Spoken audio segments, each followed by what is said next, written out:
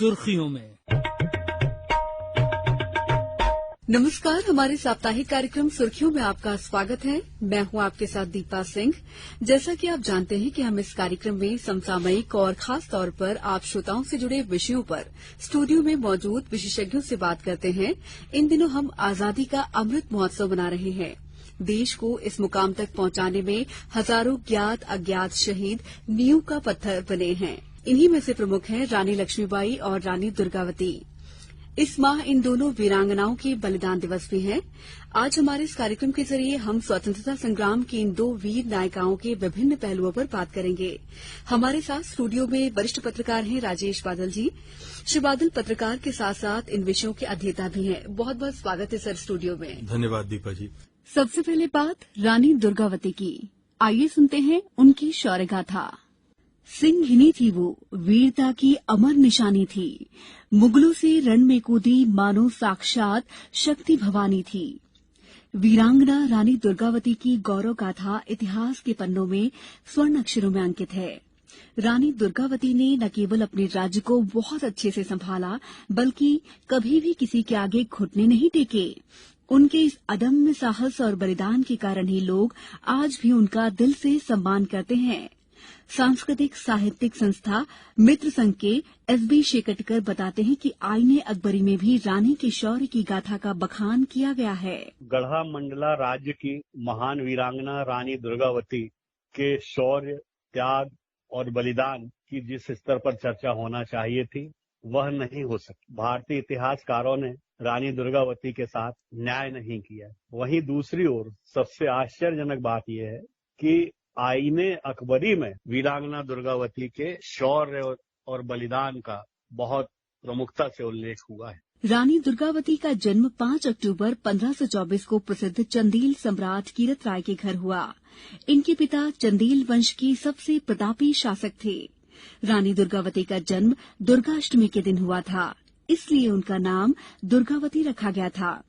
उन्होंने अपने पिता से युद्ध कौशल सीखा और राज्य तथा प्रशासन संभालने की बारीकियां भी। रानी दुर्गावती का विवाह सुप्रसिद्ध गौंड शासक दलपत शाह से हुआ था। रानी दुर्गावती ने 1545 ईस्वी में वीर नारायण नामक पुत्र को जन्म दिया। वीर नारायण की आयु महज 5 साल थी और राजा दलपत शाह का स्वर्गवास हो गया। वीर नारायण की कम उम्र के कारण रानी दुर्गावती ने गौंड साम्राज्य की जिम्मेदारी संभाली। उन्होंने अपने साहस और सूझबूझ से राज्य का विस्तार किया और गोंडवाना के राजनीतिक एकीकरण का काम पूरा किया, जिसे साहस, उदारता और चातुर्य के लिए गढ़कटंगा के नाम से भी जाना जाता है। उस समय रानी दुर्गावती का राज्य रीवा और मालवा की सीमाओं को छूने लगा था। इतिहासकार बताते हैं कि मुगल साम्राज्य के तत्कालीन रीवा और मालवा के सूबेदारों की नजर रानी दुर्गावती के समृद्ध, समर्थ और खुशहाल राज्य पर थी। उन्होंने अकबर को भड़काकर रानी के राज्य पर बार बार आक्रमण किए। सांस्कृतिक सामाजिक संस्था मिलन के सूत्रधार मोहन शशि बताते हैं कि बुलंद हौसलों, साहस और कुशल रणनीति के कारण रानी दुर्गावती के नेतृत्व में उनकी सेना ने मुगल सेना को कई बार बहुत नुकसान पहुंचाकर जीत हासिल की। सबको पता है कि दिल्ली दरबार ने गढ़ मंडला के वैभव पर नजर गड़ाई और आसफ खां ने चढ़ाई की गढ़ मंडला पर। संघर्ष हुआ, विकट संघर्ष हुआ। तीन बार अन्याय के प्रतिकार एवं अपने साम्राज्य की रक्षा की हुंकार भरने वाली विकट मानव सिंहिनी ने विरोधी की, विपक्षी की विशाल सेना को मात, लेकिन होनी तो होकर। प्रशिक्षित आधुनिक हथियारों और युद्ध संसाधनों से लैस मुगल सैनिक रानी दुर्गावती के पुराने हथियारों के साथ अप्रशिक्षित साहसी सैनिकों के सामने नहीं टिक पाए, परंतु कम सैनिकों और युद्ध में गंभीर रूप से घायल होने के बाद भी वे डटकर विशाल मुगल सेना का सामना करती रहीं और अंत में 24 जून 1564 को वीर गति को प्राप्त हुई। रानी दुर्गावती प्रजावत्सल थीं। उन्होंने आम लोगों की सुविधा के लिए सामाजिक बदलाव का मार्ग प्रशस्त किया और कुओं तथा बावड़ियों जैसे तमाम निर्माण कार्य कराए। उन्होंने वर्तमान जबलपुर के पास बहुत बड़ा जलाशय भी बनवाया था, जिसे रानीताल कहते हैं। एसबी शेकटकर बताते हैं कि रानी दुर्गावती के कार्यकाल में सिर्फ हमारे जबलपुर में ही 52 बड़े ताल और तलैयों का निर्माण कराया और दुर्गावती की शासन व्यवस्था में जल संवर्धन इतना प्राथमिक था कि उनके राज्य में, दुर्गावती के राज्य में ये नीति थी कि जो भी व्यक्ति जितना बड़ा तालाब खोदेगा उसको उससे कई गुनी जमीन जो है वो खेती के लिए दी जाएगी। विराट व्यक्तित्व की धनी रानी दुर्गावती महान शासक होने के साथ साथ सौंदर्य, विवेक, साहस और वीरता की मिसाल थी। उनमें कुशल प्रशासक, नेतृत्व क्षमता और स्वाभिमान कूट-कूट कर भरा था। आत्मसम्मान उनकी सबसे बड़ी ताकत थी। तभी तो उन्होंने मुगलों के सामने हथियार डालने के बजाय मातृभूमि की बलि देवी पर अपनी आहुति देकर हमेशा के लिए अमर हो गईं। रानी दुर्गावती की गौरव गाथा इतिहास के पन्नों में स्वर्ण अक्षरों में अंकित है। आप रानी दुर्गावती के अदम्य साहस को कैसे देखते हैं सर? देखिए, पहली बात तो ये है कि मुझे थोड़ा सा कभी कभी अटपटा लगता है कि जब हम रानी दुर्गावती या रानी लक्ष्मीबाई की बात करते हैं जी। तो ऐसा लगता है कि नए लोग उनको सिर्फ एक पुराने जमाने की एक रानी के तौर पर याद करते हैं। जी। उस दौर का जो उनका संघर्ष था, उस दौर की जो उनकी चुनौतियां थीं, जी। जो किसी भी महिला को रानी दुर्गावती बनाती हैं, जिनको हम सदियों तक याद रखते हैं, वो कुछ और होता है। बिल्कुल।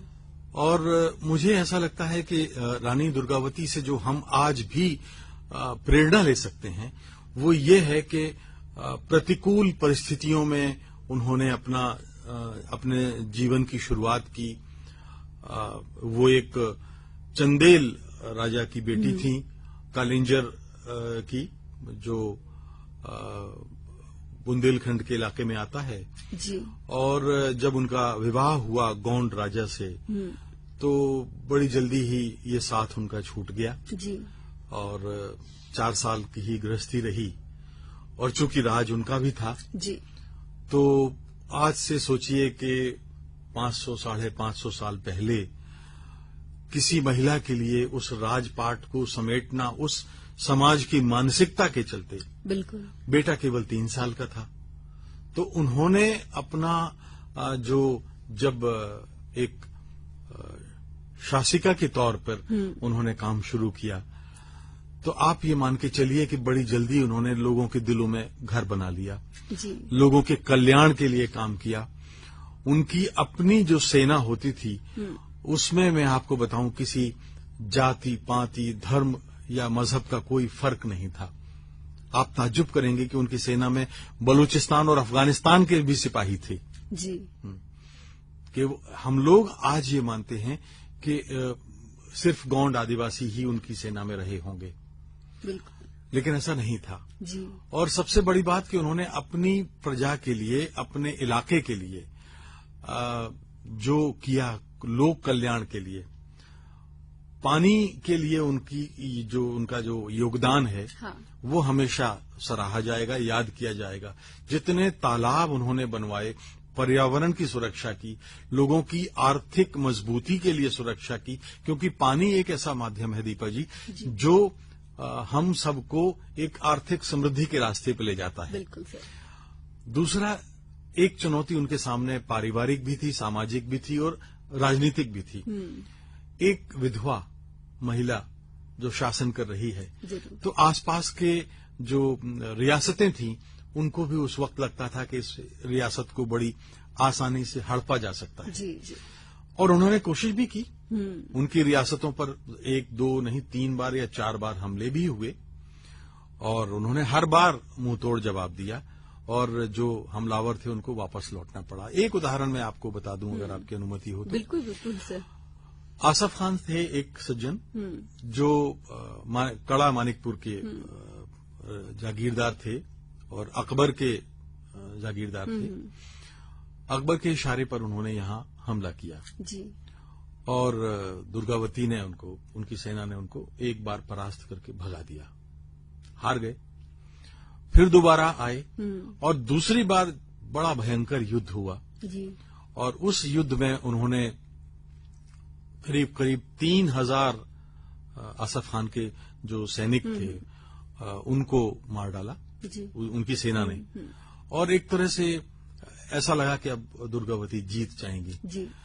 तभी कुछ लोगों ने घेर के उनको मारा, लगातार एक के बाद एक 3 तीर उनको लगे। जी। और उन्होंने फिर लगा कि उनको क्या वो बच नहीं पाएंगी, तो उनके एक बहुत ही भरोसेमंद सरदार दीवान आधार सिंह थे। उन्होंने आधार सिंह से कहा कि मुझे मेरा तलवार से मेरी गर्दन काट दो और मैं बच नहीं पाऊंगी। तो आधार सिंह ने कहा कि मैं ऐसा नहीं कर सकता, और उन्होंने कहा कि अगर आप ऐसा नहीं कर सकते तो मैं फिर खुद ही ये काम करती हूं। और दुर्गावती ने कटार जो थी वो अपने सीने में घोंप ली। तो कहने का मतलब यह है कि वो इतनी साहसी महिला थी जो लड़ सकती थी, जो लोगों की भलाई कर सकती थी, जो लोगों के लिए अच्छा सोच सकती थी, वो ऐसी रानी दुर्गावती थी। बिल्कुल कह सकते हैं कि महिला सशक्तिकरण का साक्षात उदाहरण। देखिए, उनकी जो सेना थी ना, उस सेना में मैं आपको जिम्मेदारी से बता सकता हूं, क्योंकि इतिहास का मैं प्राध्यापक रहा हूं और इतिहास मेरा प्रिय विषय रहा है। जी। तो उनकी सेना में कई महत्वपूर्ण जिम्मेदारियां महिलाओं को दी गई थी, और उन महिलाओं में यहां तक कि अगर उनकी जो उस समय चेरी बोलते थे या दासी जो होती थी, जो महलों में होती थी, वो उनका इतना ख्याल रखती थी कि जब वो खाना खा लेती थी उसके बाद वो खुद भोजन करती थी। ऐसा कहीं आज आप कल्पना कर सकते हैं उस जमाने में। और उन्होंने उनकी एक प्रिय जो दासी थी, चेरी जिसको बोलते थे, उसकी याद में जबलपुर में आप कभी जाएं तो आज भी देखिए चेरी ताल है। हाँ। चेरी ताल जो है वो उसी दासी की याद में है। आधार सिंह जो मैंने बताया आपको कि उनके दीवान थे, आधार ताल जबलपुर का जो है वो उनकी याद में है। जी। उनकी अपनी याद में एक रानी ताल है। हाँ। जो जबलपुर में रानी ताल है। तो इस तरह के तालाब, नहरें, कुएं, बावड़िया, ये जो काम उन्होंने किया वो आज तक उन्होंने इतिहास में उनको अमर बना दिया है। बिल्कुल सर, जैसा कि आपने बताया कि रानी दुर्गावती पर कई बार आक्रमण हुआ, तो रानी के पास उतने संसाधन भी नहीं थे, कहते हैं कि आधुनिक हथियार भी नहीं थे, उसके बावजूद रानी ने घुटने कभी नहीं टेके, बल्कि दुश्मनों के छक्के छुड़ाए। जी, देखिए, रानी थी तो चंदेल जी, लेकिन उनका विवाह जो हुआ था वो गोंड आदिवासियों में हुआ था, और गोंड आदिवासियों की जो पहचान आज भी है, आज भी संसार की सबसे बड़ी आदिवासी जनजाति जो है वो गोंड है, और जो 2 करोड़ से ज्यादा है। जी। तो आदिवासियों का इसकी पहचान जो थी वो तीर कमान थी।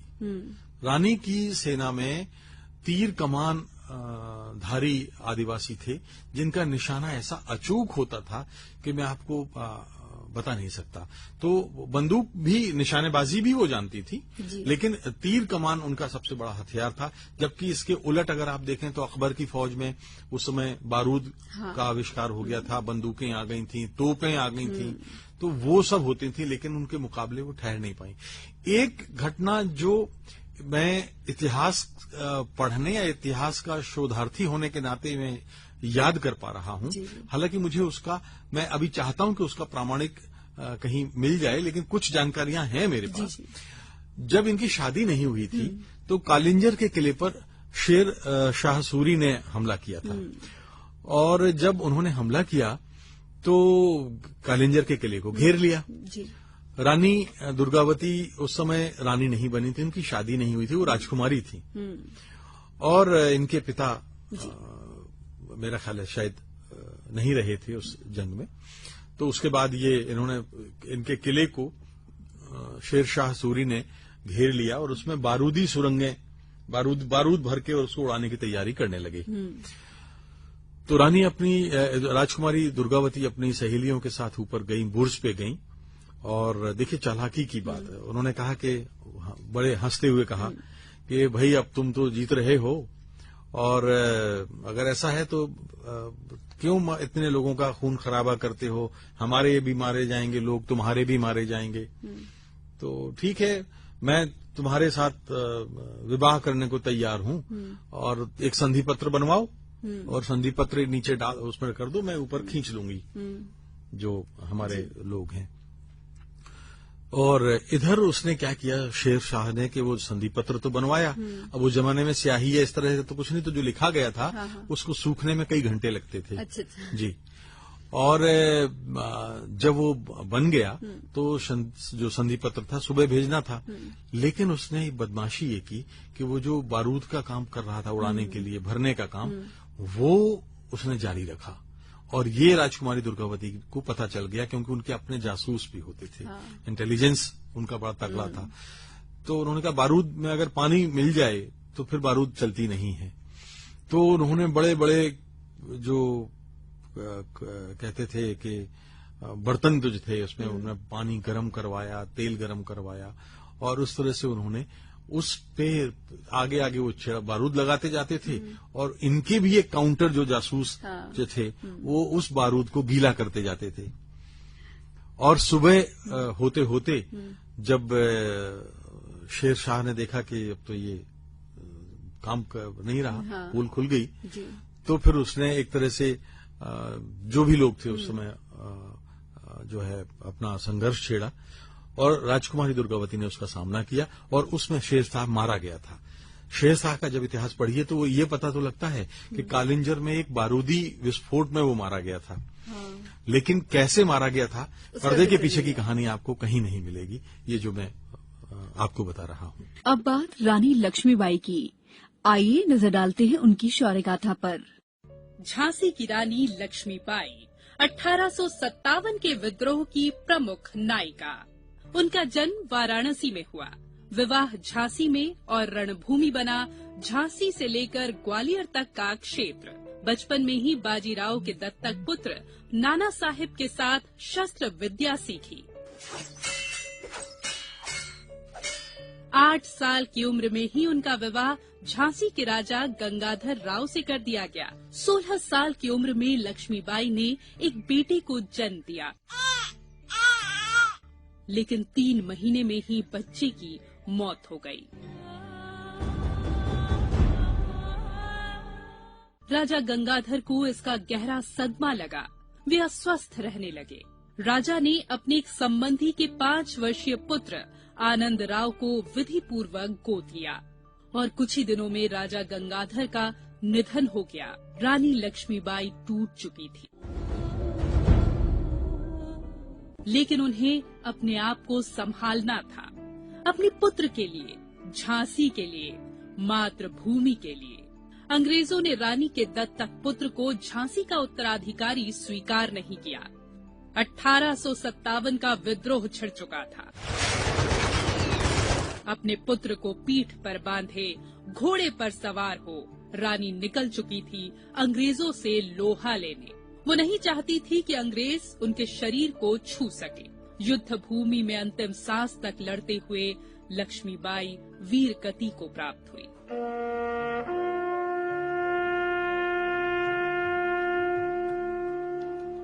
रानी के शव को पास की कुटिया में ले जाकर उनके साथियों ने उनका अंतिम संस्कार कर दिया, ताकि अंग्रेज उनके शरीर को न छू सके। लक्ष्मीबाई के पराक्रम और बलिदान ने पूरे देश में अंग्रेजों के खिलाफ विद्रोह भड़का दिया, जो भविष्य में हमारी आजादी की नींव बना। तभी तो सुभद्रा कुमारी चौहान ने लिखा है, बुंदेले हर बोलों के मुंह हमने सुनी कहानी थी, खूब लड़ी मर्दानी वो तो झांसी वाली रानी थी। 1857 की क्रांति का असल सूत्रपात रानी लक्ष्मीबाई को ही मानते हैं, उनकी अदम्य साहस और शौर्य को उसका क्रेडिट देते हैं। आपके क्या विचार हैं सर? देखिए, रानी लक्ष्मीबाई का जहां तक सवाल है, हम जो मैंने अभी आपको बात कही थी कि अफसोस की बात है कि हम अपने इतिहास के इन महानायकों के बारे में ज्यादा अधिकृत तौर पर उस तरह से नहीं जान पा रहे हैं, क्योंकि लगातार गुलामी के कारण हमारे यहाँ इतिहास लेखन की जो परंपरा है वो थोड़ी कमजोर पड़ गई।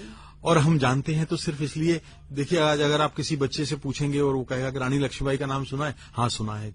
क्या किया था उन्होंने अंग्रेजों से लड़ाई की थी और उन जो है वो अपने शहीद हुई थी। लेकिन रानी लक्ष्मीबाई सिर्फ एक शहीद ही नहीं थी, अब उनके साथ भी, जैसे दुर्गावती के बारे में हमने अभी बात की, रानी लक्ष्मीबाई की जिंदगी भी ऐसी ही थी। कम उम्र में विधवा हो गई और विधवा होने के बाद उन्हें झांसी, उनका जो बेटा था, जो गोद लिया बेटा था तो दामोदर राव, तो उसको भी उनको लेना पड़ा, उसको साथ संभालना पड़ा। तो रानी ने घुड़सवारी सीखी, तलवारबाजी सीखी और जितने भी युद्ध संचालन के, सेना के संचालन के एक नेतृत्व करने वाले में गुण होने चाहिए, वो सब सीखे। केवल यही नहीं, रानी लक्ष्मीबाई ने महिलाओं के स्वावलंबन की दिशा में जितना काम किया, वो उतना किसी और रानी का उस दौर में नहीं मिलता जी। और क्या ही बात है, मैं आपको बताऊं कि उनकी फौज में हर जाति की महिलाएं थी जी। तोपची जो होता था, आमतौर पर तोपचियों पुरुष ही होते थे जो तोपची का काम संभालते थे, क्योंकि बड़ा क्रूशियल काम होता था। लेकिन उनकी सेना में, लक्ष्मीबाई की सेना में तोपची महिलाएं भी होती थी, घुड़सवार पलटन भी होती थी, तलवारबाजी करने वाली महिलाएं भी होती थी। तो उन्होंने सबको इस तरह से ट्रेंड किया था और हर जाति की थी। और यहाँ पे भी अफगानिस्तान से आए हुए लोग उनकी सेना में शामिल थे। तो अब मैं एक बात आपको बता दूं कि आपने अगर नाम सुना होगा वृंदावन लाल वर्मा का जी। उन्होंने एक झांसी की रानी नाम से एक उपन्यास लिखा है। हाँ। ये उपन्यास रानी झांसी के बारे में सर्वाधिक प्रामाणिक जानकारी देने वाला उपन्यास है। क्यों? वृंदावन लाल वर्मा के जो सगे दादा थे, दीवान थे रानी लक्ष्मीबाई की फौज में, आनंद राय जी। और उन्होंने अंग्रेजों से लड़ते हुए मऊरानीपुर के पास अपने प्राण त्याग दिए थे। तो जो उनकी दादी थी वृंदावन लाल वर्मा की जी। वो कई बार दादाजी भी मिले थे और दादी भी मिली थी रानी लक्ष्मीबाई से कई बार। और उन्होंने जो बताया कि रानी ऐसी हैं, रानी ये पसंद करती हैं, रानी इस तरह से बिहेव करती हैं, रानी का ये, तो जो सर्वाधिक आंखों देखी बयानी है जी जी। रानी लक्ष्मीबाई के बारे में, वो इनकी इस किताब में है। और उसके बाद दस्तावेज उन्होंने खंगाले, उनके अपने घर में दस्तावेज थे, रानी झांसी के पत्रों की कॉपी उनको मिली, उनके लिखे हुए मिले, उनके संदेश मिले, फिर वो भटके अलग अलग जो उनकी जागीरों में उनका बहुत सारा प्रामाणिक इतिहास मिला, तब जाके उन्होंने वो उपन्यास लिखा। तो जो उस उपन्यास को हम पढ़ते हैं तब हमें पता लगता है कि रानी झांसी सिर्फ इतना ही कह के हम उसको समाप्त नहीं कर सकते उनकी भूमिका को कि उसने झांसी की रानी थी, मैं अपनी झांसी नहीं दूंगी, और अंग्रेजों से लड़ते लड़ते प्राण त्याग दिए। वो रानी झांसी एक लोक कल्याण के लिए काम करने वाली झांसी की रानी लक्ष्मीबाई थी, जो झांसी के ही नहीं आसपास के समूचे इलाके में वो एक एक आदमी की आर्थिक स्थिति पर नजर रखती थी जी। तो ये रानी झांसी थी। और मैं आपको बताऊं कि देखिए, लोकतंत्र यही है बिल्कुल, जब शासक सिर्फ तानाशाह नहीं होता, हाँ। राजा और रानी नहीं होता, वो लोगों के जब दिलों में बैठता है, तभी वो किरदार, तभी वो पात्र, चाहे वो राजा हो या रानी हो, अगर वो लोकतांत्रिक तरीके से शासन करता है तो लोगों के दिलों में हर दम जिंदा रहता है जी। तभी आज भी हम उनको याद करते आ रहे हैं। सर, सहिष्णुता का सबक देती हैं रानी लक्ष्मीबाई। कहते हैं कि ग्वालियर में जब उनकी सेना ने प्रवेश किया तो उन्होंने अपने सरदारों को 2 टूक आदेश दिया था कि प्रजा के साथ किसी तरह की लूटपाट नहीं होनी चाहिए। इसका सीधा असर स्थानीय लोगों के क्रांति में दिए योगदान में दिखा। आपकी क्या राय है? असल में 2 कारण थे। जब उनकी सेना बढ़ रही थी तो कुछ रियासतें ऐसी थीं जो अंग्रेजों को संरक्षण दे रही थीं। छोटी रियासतें भी थीं और बड़ी रियासतें भी थीं।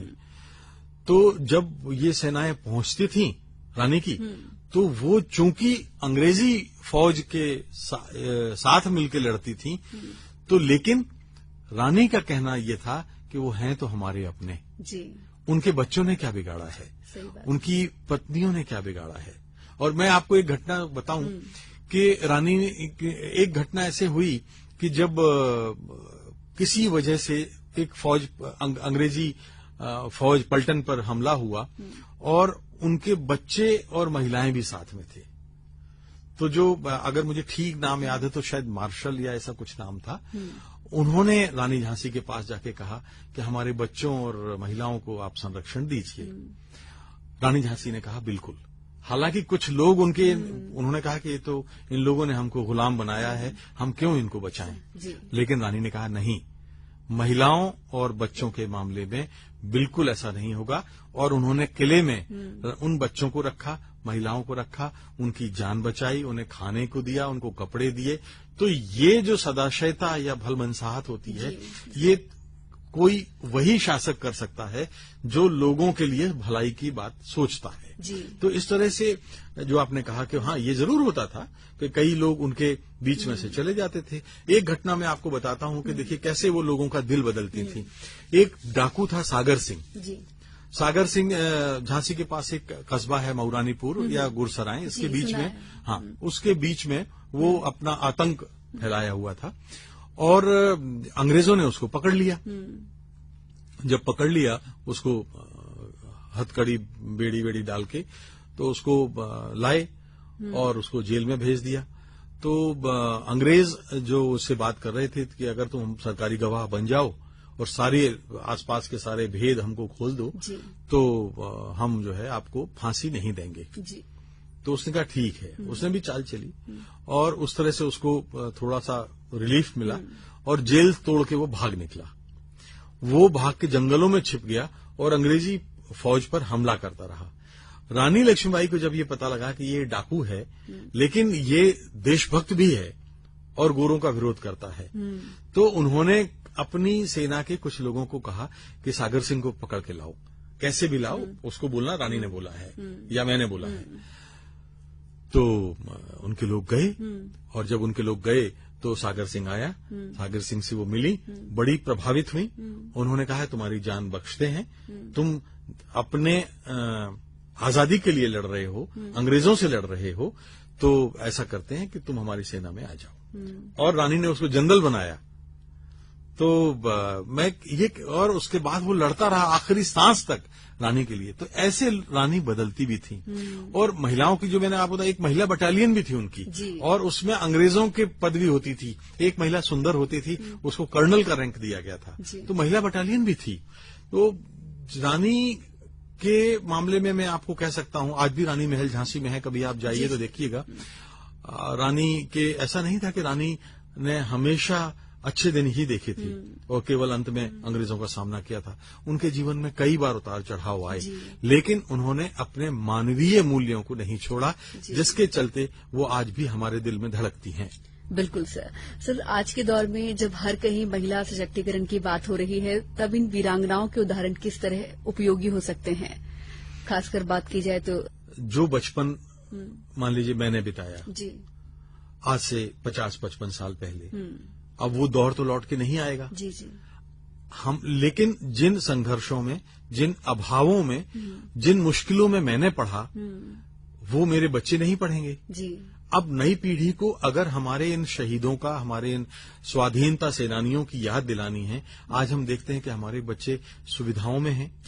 उनके पास बिजली है, उनके पास गाड़ी है, उनके पास बहुत अच्छे स्कूल हैं, अंग्रेजी माध्यम में पढ़ाने वाले स्कूल हैं, प्रोफेशनली उनको अपना करियर चुनने की आजादी है, जो हमारी पीढ़ी तक नहीं थी। हमसे पहले वाली पीढ़ी ने तो और भी संघर्ष किया था। अब इनको अगर आपको उन शहीदों के साथ जोड़ना है तो ये बहुत जरूरी है कि हमारे इन पूर्वजों के बारे में, उनकी विरासतों के बारे में उनको एक तो पाठ्यक्रमों में शामिल किया जाए, दूसरा उन पर फिल्में बनवाई जाएं, तीसरा जितने भी प्रचार प्रसार माध्यम हैं उनमें उन तक ताकि वो उनको पता लगे कि हमारे ये पूर्वज किन हालातों में आजादी के लिए लड़े थे। तब मुझे लगता है कि शायद आप अपने इन वीरांगनाओं के बारे में, इन स्वाधीनता सेनानियों के बारे में अपने बच्चों को या आने वाली नस्लों को हम बता सकेंगे। सही मायनों में कह सकते हैं। सर, आप कार्यक्रम में शामिल हुए, इतनी महत्वपूर्ण जानकारियां हमारे श्रोताओं को दी, बहुत बहुत धन्यवाद आपका। जी, बहुत बहुत धन्यवाद दीपा जी, और आपने मुझे बुलाया इसके लिए आपका आभार। और इसी के साथ कार्यक्रम सुर्खियों में फिलहाल इतना ही। अगले सप्ताह फिर होगी मुलाकात। नमस्कार। सुर्खियों में